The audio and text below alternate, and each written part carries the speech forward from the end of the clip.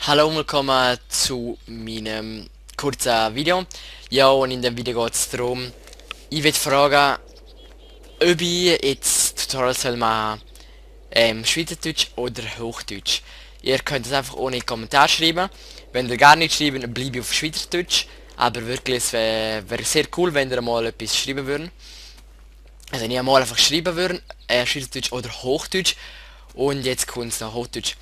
Hallo Leute, ja, heute gibt es ein kleines Video und in dem Video geht es darum, dass ich euch fragen will, ob ich Let's Plays auf Hochdeutsch oder auf Schweizerdeutsch soll machen. Bitte schreibt es im Kommentar, ob ich Hochdeutsch oder Schweizerdeutsch machen soll.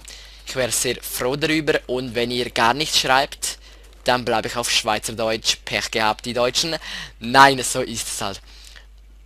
Ja, ist jetzt kleines Hochdeutsch Einlage auch gesehen. Ja, und ich hoffe, ihr schreibt etwas rein.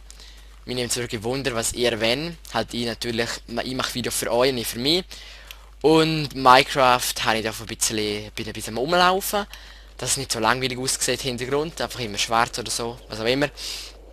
Das wäre schon gewesen von meinem ja, eigentlich sehr kleinen Video. Dann bis zum nächsten Mal. Peace Lights.